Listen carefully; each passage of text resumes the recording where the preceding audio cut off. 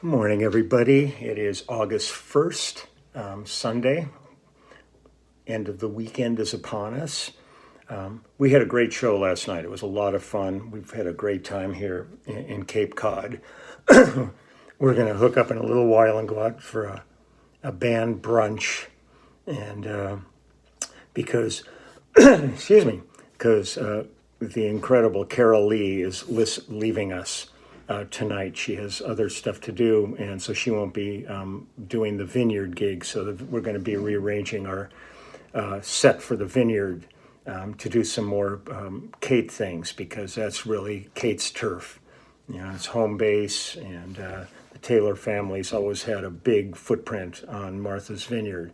So that's going to be a lot of fun when we get there. I haven't been there since probably the 70s, when we rehearsed with James there back in the very early days, and recorded there, did remote recording on, I forget which album it was.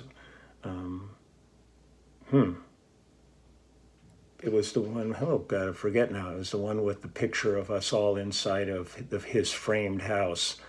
And Peter Asher and Jock McLean, we brought in a remote little board and a machine out of New York, and they thought, how hard could it be? And they recorded the album, and we just sat in the room and played.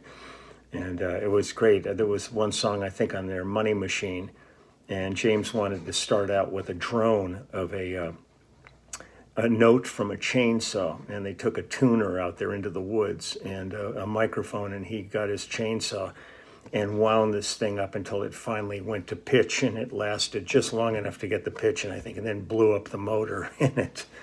And we had Mona, his hog, running around in the house and stuff. I mean, it was great times, but those are, it was so long ago, it'll be really kind of a whole different scene. Plus, we were generally there in the winter, so we were off season, and there was hardly anybody on the island, where now we'll be in season, so it'll be probably pretty packed with the ferries and everything.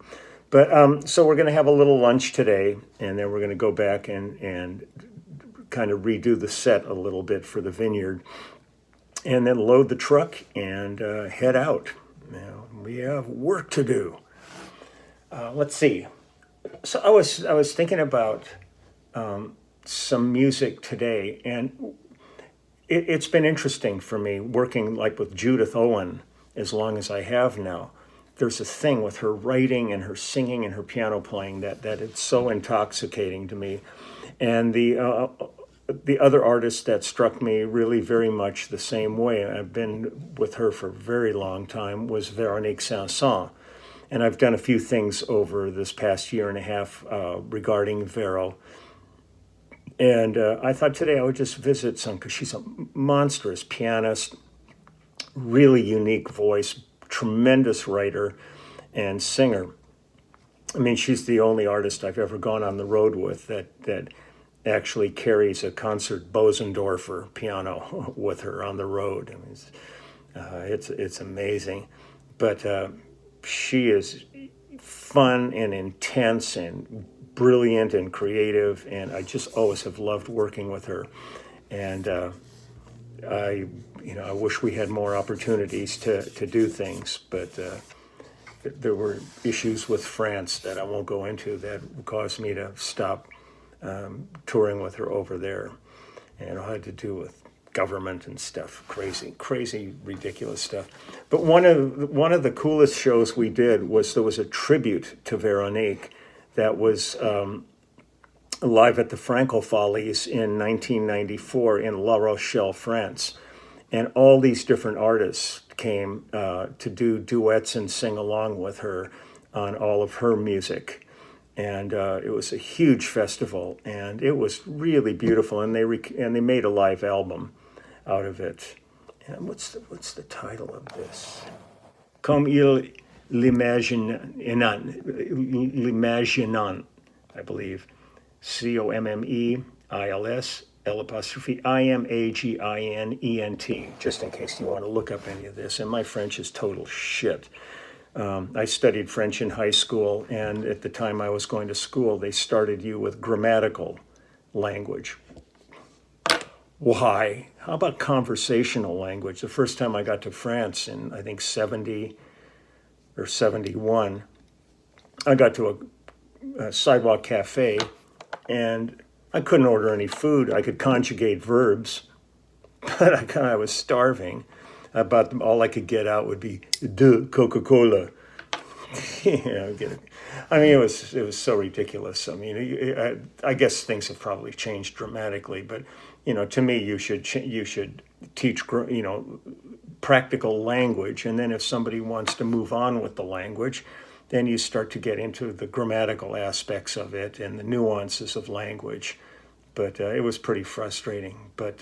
And it was real frustrating when I started working with Vero, because there was a ton of French crew on the tour, and I thought, great, I can work with these guys, and I can get my chops up and get and all they wanted to do was practice English. Nobody wanted to speak French at all. They just wanted to practice their English. So I'm still suck. I can get by when I'm in France. I mean, I recognize enough where I can go into a restaurant or bakery and order what I need and do things like that. But there's times that's one of the most frustrating parts of touring, especially internationally, is you get to all these different countries and you're really an outsider looking in if you don't speak the language. And when we travel like we do, I mean, if I could master French, but like the next day I might be in Poland, or the next day in Finland, or the next day in Italy, or on and on. So that's that. But we had a spectacular time doing this concert with her, and it was a recorded live album. And I thought I would just play, because the stuff is just really soothing and wonderful. And at the time I first worked with Vero was in the early 70s, and she was married to Stephen Stills back in the early 70s, and they had a son. I believe she might have even been pregnant with Christopher the first time we worked. And her son is Christopher Stills, who's a wonderful artist on his own right. He kind of got the best of all worlds talent-wise and stuff, because he got a lot of creative process and drive from Vero, and his voice is very much like Stevens was back in the Springfield CSN days, and he's a really good writer, and he sat in on a number of shows with us, or open shows, so Chris was great. But I'm going to play a couple of these things. The first one I'm going to play is called Mi Maître, Mi Esclave, or Esclave. I think it's Esclave. Any of you guys who are on the channel that can straighten all this language crap out for me would be much appreciated. And before I go any farther, I just also wanted to reiterate that the next live stream is going to be Wednesday the 11th, because I get back home Thursday night of this week, and and normally we're doing the live streams Tuesdays or Wednesdays, but I've got a long project to do on Tuesday in the studio with Vinnie Colaiuta, and so I made it the 11th, and that's that. And then I get back late Thursday night, and Saturday is the Skype and FaceTime one-on-ones. So I see a lot of people have already signed up for that, and also on every one of these videos, there are links on these to the Clubhouse, number one. If anybody wants to join the Clubhouse, feel free to go and click on the link, and you can check out how it all works there. It's so much fun. It is the most wonderful community that has evolved. So if you're a pantload, don't bother to come. But if you're cool, you will be really happy you came there. There's some wonderful, wonderful people on it. And it's not like I've had people say, oh man, I don't play bass. What would I do? It's half the time we never get to talk about music at all, or we talk about people's favorite records or favorite restaurants or whatever. Wherever the conversation goes is what happens. So check that out. And there's some other things going on. Flat 5 has a clubhouse that and a store that you can go in there and check that out. And there's we have T-shirts and mugs and photographs that I will happily sign, personalize, and send off. And then I've been selling a pile of books out here. So if you want, you can go to my website, which is lelandsklar'sbeard.com. And I have my books and my T-shirts with my beard on the front of them. and a bunch of artwork from when I was a graphic artist that are really kind of museum quality prints. So that's the end of the hustle. Let's get to Veronique Sanson. So this is, here we go. I'm just going to go ahead and play it. I love this track. This is all live. This is live from the Franco Follies.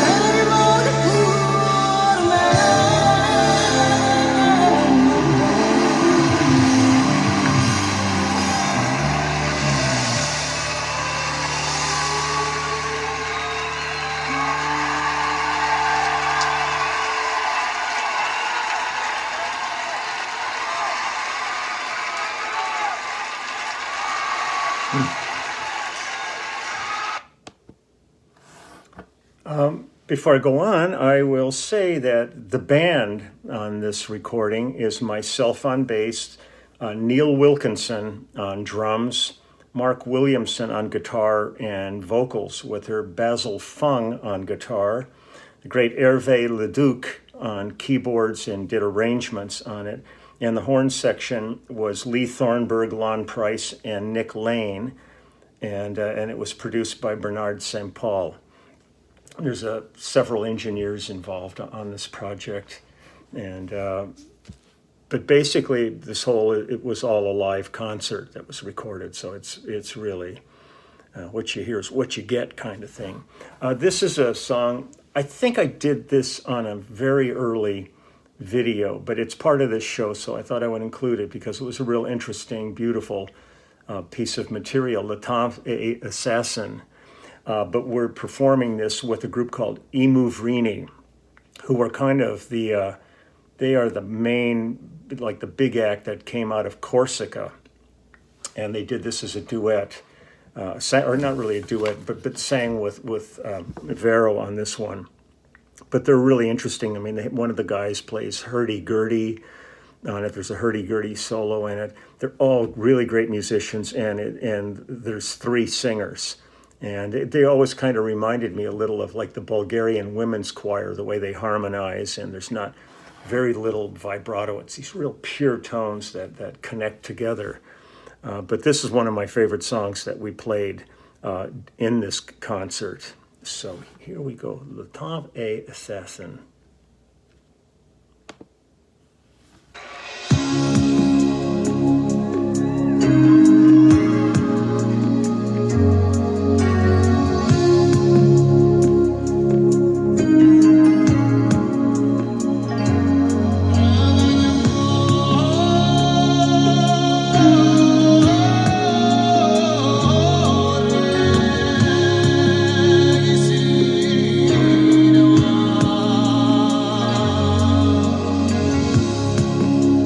First singer,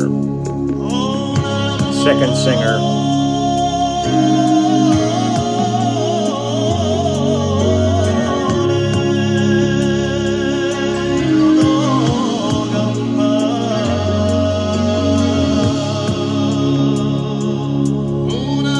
third singer.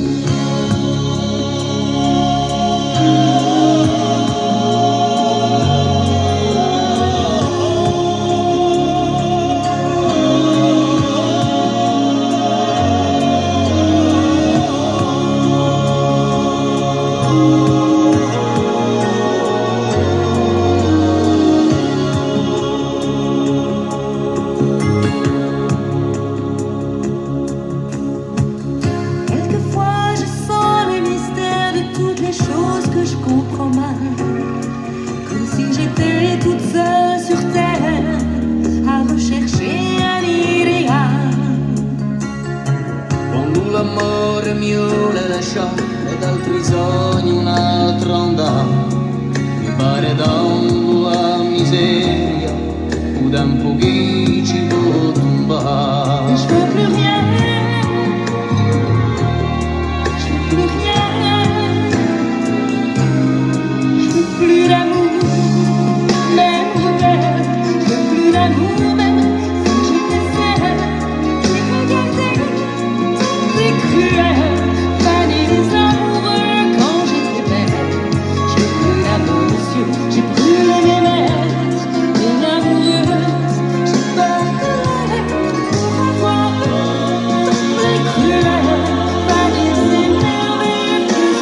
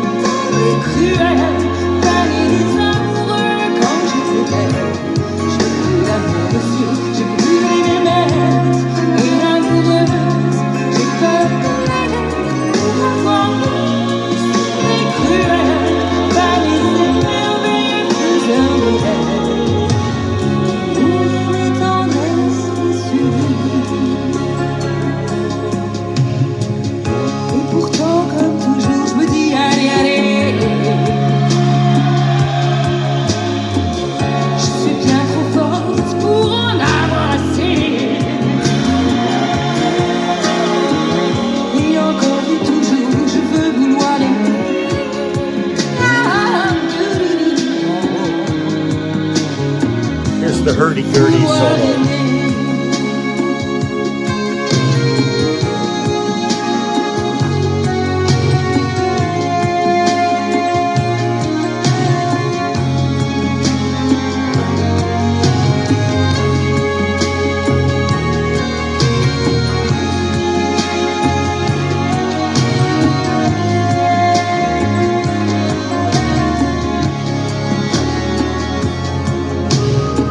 Quando l'amore mio le lasciò d'altri sogni un'altra onda, mi pare da una miseria d'un pochino tombato. Je veux plus rien, oh non, je veux plus rien du tout. Non, je veux plus d'amour, même rebelle. Je veux plus d'amour, même si j'étais celle qui regardait tant et cruel. D'aller des amoureux quand j'étais belle. Je veux plus d'amour, monsieur, je veux plus l'aimer même. Et amoureuse, j'ai peur de l'aise. Maman, tant et cruel. D'aller si merveilleux, faisant l'hiver. Où mes tendresses déçues.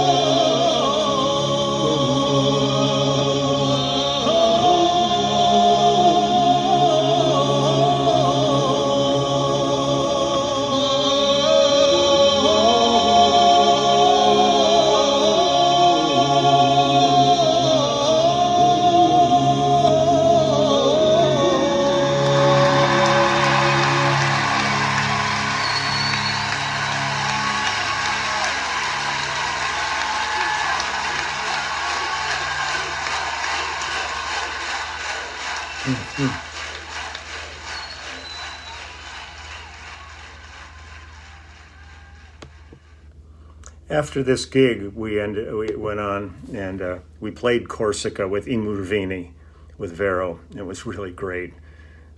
Beautiful outdoor concert. This was all outdoor. This was on the water, the La Rochelle. The whole setting for this concert was great. Just massive stage, and it was like almost like a festival with all these artists who came to pay tribute to Vero. It was really quite exquisite. And for those that want to know, the bass I used on this tour was the Yamaha BB series that Yamaha built me to try to kind of allude to Frankenstein on it. It's a real good bass. It's not Frankenstein, but it's got its own sound, and it's really a nice instrument. And I've used it on a lot of projects too. And the BB series is a really nice series that Yamaha built, and this one worked out well. It was a shocker for me, because when they asked me for specs, I sent them all the specs about it, and when they finally said, "What color would you like it?" I said, "I don't care about color. Just make it jet black. It'd be great, jet black." And then it arrived. I think it arrived when we were either doing In the Pocket or Gorilla with James Taylor, and it came to the studio, and it's a cardboard box and everything, and I opened it up, pulled the case out, opened the case, and just sort of looked at it and thought to myself, wow, because it was black, but it was painted with flames. And the flames started at the bottom of the bass and worked up towards the neck rather than going the other direction. They were going up that way, like it was sitting on top of a fire burning up. And I sat there and I went, what the hell? I asked for jet black. And then I realized you have to be very specific when you're talking to the Japanese about things. And all I could think of was that they had a meeting after this and talking about jet, fire. Flame, and I could picture them coming up with this whole thing. And it was just a little too funky for me. So I ended up sanding all of it off. And there's some gigs that I've done where there's pictures of me with this black bass that's kind of modeled, where you can see some wood through it. Then I finally took it over to Yamaha, and we spray painted it black. And now that one is also, like Frankenstein, covered in autographs. But since it was black, I did them all in silver and gold markers. And then once it got pretty full, we clear coated it so that they won't disappear like Frankenstein. A lot of signatures have come and gone on that.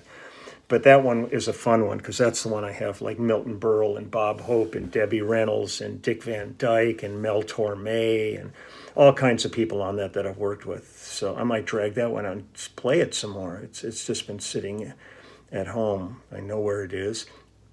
But I'll do one more song from this. This is Sera Tu La. Maybe I'll do two. I don't know. It's getting a little long in the tooth here. This is a beautiful song called Sera Tu La.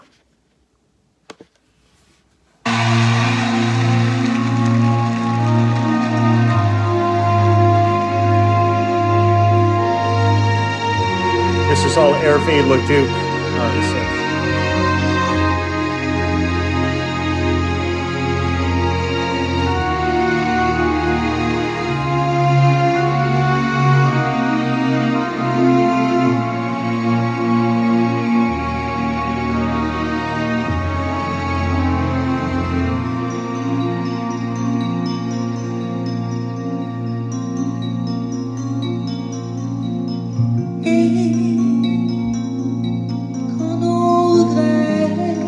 I love her voice.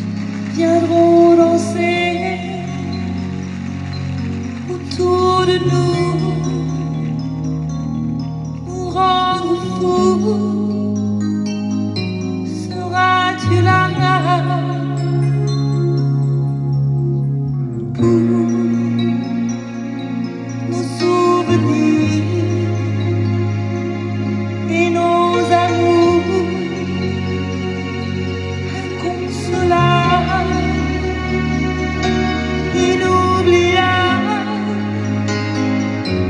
Seras-tu là? Pourras-tu suivre là où je vais? Sauras-tu vivre au plus mauvais la solitude, le temps qui passe et l'habitude? Oh, regarde-les, nos ennemis. Dis-moi que oui, dis-moi que oui. Quand nos secrets n'auront plus cours et quand les jours auront passé, seras-tu là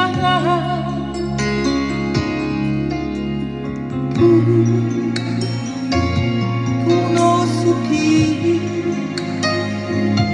sur le passé que l'on voulait, que l'on rêvait? Seras-tu là? Pourras-tu suivre là où je vais? Sauras-tu vivre plus mauvais la solitude, le temps qui passe et l'habitude? Regarde-les, nos ennemis. Dis-moi que oui, dis-moi que oui.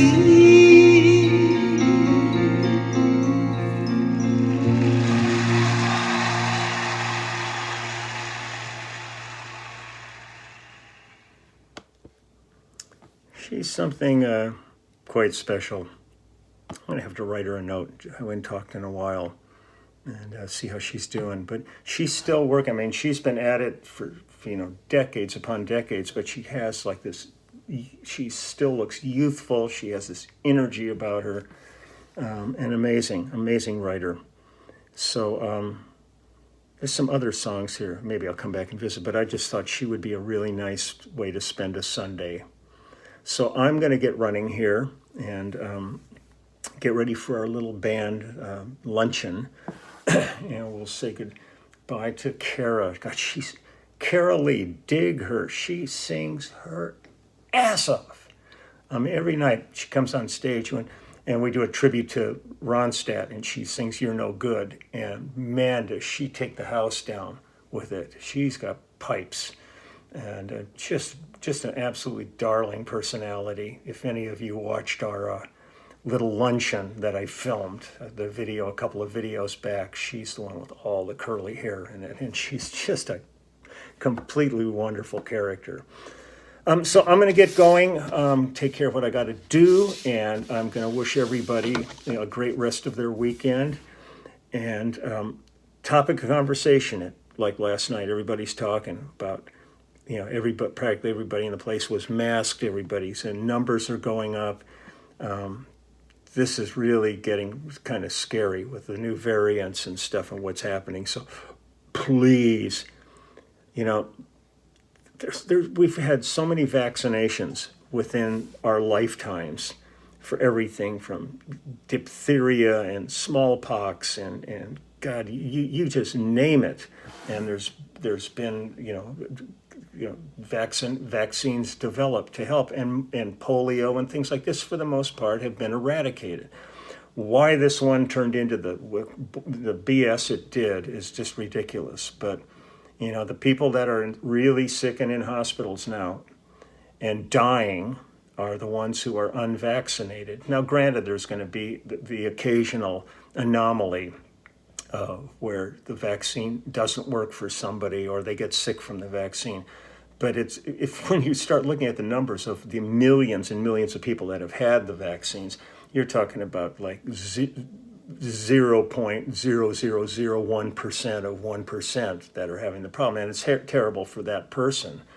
But for the most part, when we're looking at our society and the global society, it's all not about America. It's about human beings and the planet. And we just need to try to get this behind us and get control on it. And again, my shout out is to all of the healthcare workers and the people who are frontline people that, again, are being put in harm's way with all this. So get out there, get it done. Just do it. If not for you, for everybody around you and your family and your friends and your community. So I'll be back tomorrow. I don't know what our schedule is tomorrow, but I'll slip one in tomorrow. And I look forward to it, and I'm really looking forward to the next live stream. I miss all you guys, and it'll be fun. I'm sorry we're off schedule a bit, but there was just no time out here to sit down and grab the amount of time that those take. I'll try to sort that out next time I hit the road. We'll try to keep that schedule going. So have a great day. Just enjoy yourself and be safe. And I'll talk to you tomorrow. Bye-bye.